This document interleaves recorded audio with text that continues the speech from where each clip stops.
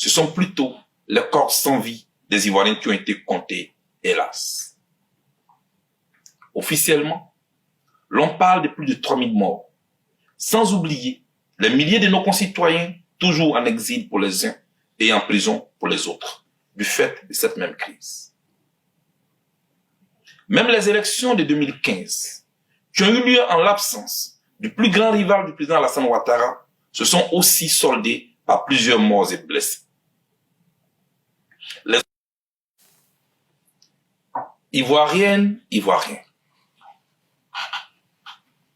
depuis ma sortie de prison, je me suis régulièrement adressé à vous pour partager avec vous mon espérance en une Côte d'Ivoire qui compte dans le concert des nations.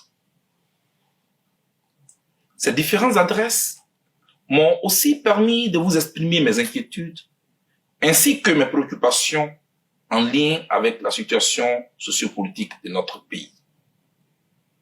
Aujourd'hui, je me tiens encore devant vous, relativement aux tensions et autres violences qui ont secoué et endeuillé malheureusement notre pays ces dernières semaines. Je voudrais, à ce stade de mon propos, m'incliner devant les dépouilles des disparus et présenter mes condoléances les plus attristées aux familles endeuillées. C'est l'occasion pour moi de présenter mes souhaits de prompt établissement et de courage aux blessés et à leurs familles.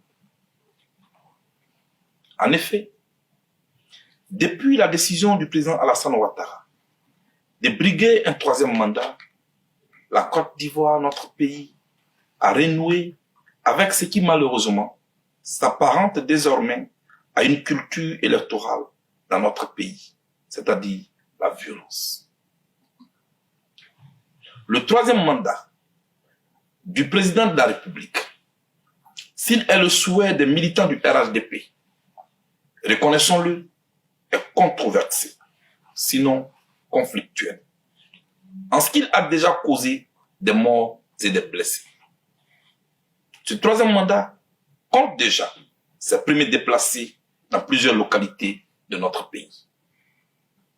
On aurait dit que la Côte d'Ivoire traîne malheureusement cette mauvaise tradition de violence électorale depuis plus de 2 décennies.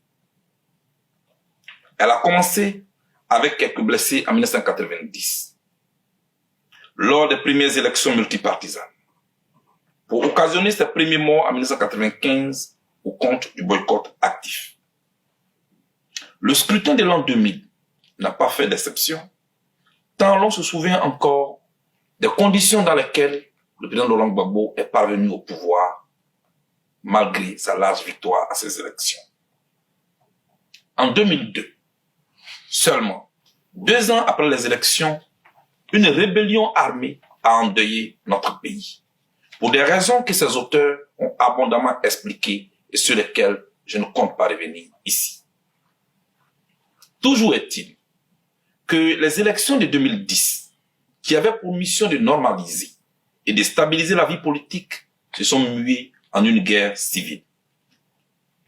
Au lieu de compter les vols des Ivoiriens, ce sont plutôt les corps sans vie des Ivoiriens qui ont été comptés, hélas. Officiellement, l'on parle de plus de 3000 morts, sans oublier les milliers de nos concitoyens toujours en exil pour les uns et en prison pour les autres, du fait de cette même crise. Même les élections de 2015, qui ont eu lieu en l'absence du plus grand rival du président Alassane Ouattara, se sont aussi soldées par plusieurs morts et blessés. Les observateurs de la vie politique ivoirienne se souviennent encore des violences et des théories consécutives aux élections municipales de 2018. Bassam, Port-Boué, Plateau, Abobo, Divo, pour ne citer que ces exemples parmi tant d'autres. Un tel déclenchement de violence pour de simples élections locales laissait déjà présager des signes avant-coureurs d'un embrasement certain. C'est peu dire d'affirmer que la Côte d'Ivoire est devenue une poudrière en attente d'explosion. Les ingrédients sont déjà là. Le bûcher est fait. il n'attend que la flamme. Et la décision du président Alassane Ouattara de briguer un troisième mandat a mis le feu aux poudres. Depuis l'annonce de cette décision, la Côte d'Ivoire a commencé à compter ses premiers morts, ses premiers blessés et ses premiers prisonniers politiques préélectoraux. Les sources officielles indiquent une dizaine de morts et plusieurs blessés. L'Organisation internationale de défense des droits de l'homme, Amnesty International, fait état d'agressions des manifestants par des milices armées proches du pouvoir. Si à Bonois, Miesan Kwao Arsène a été froidement tué par balle aérienne. À Divo, c'est un autre jeune qui a été, quant à lui, brûlé vif.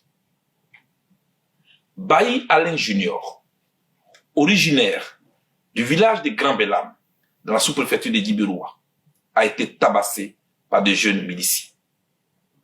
Après l'avoir mis nu, ils l'ont traîné dans toute la ville de Djibiroua, l'obligeant à scander des slogans à l'honneur du président Alassane Ouattara.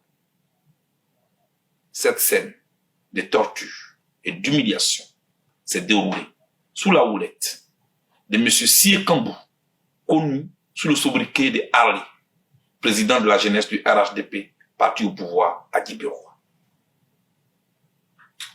À ce jour, la justice ivoirienne reste malheureusement toujours muette à ce sujet. Ce sont plutôt deux dames, Pulchéri Gbali, membre de la société civile, Anne-Marie Bonifon, présidente de la section Côte d'Ivoire des Générations et Peuples Solidaires, GPS, et leurs collaborateurs qui croupissent en prison, hélas. Ce triste tableau nous interpelle tous. Il nous met face à nos responsabilités.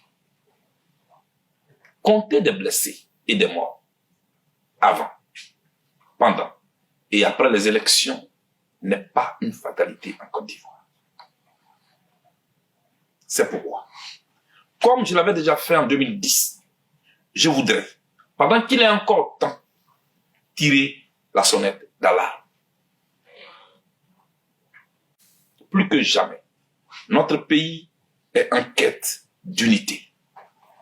C'est pourquoi ces élections ne doivent pas se tenir. Organiser le scrutin électoral du 31 octobre 2020 dans les circonstances actuelles serait conduire notre pays droit dans le mur. Il nous faut repousser ce scrutin, mettre ce report à profit pour organiser des assises nationales qui permettraient de rechercher le consensus.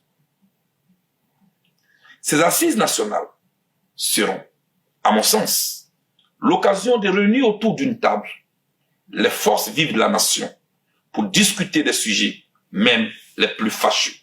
Ce scrutin ne doit nullement être considéré sous la forme d'une compétition entre les courageux d'un côté et les peureux de l'autre côté.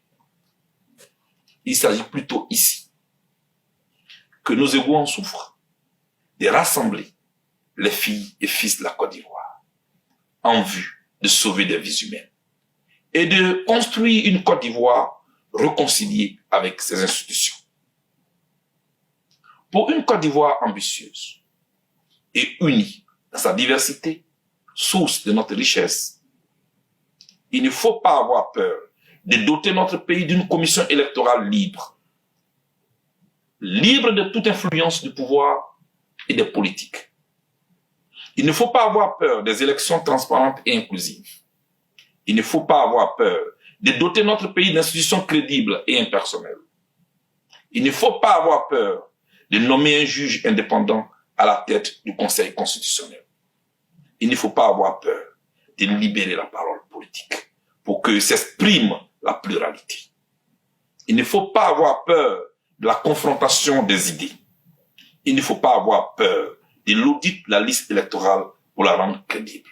En un mot, il ne faut pas avoir peur de la démocratie. Que Dieu bénisse et protège la Côte d'Ivoire, notre pays. Charles Blé Goudé, je vous remercie.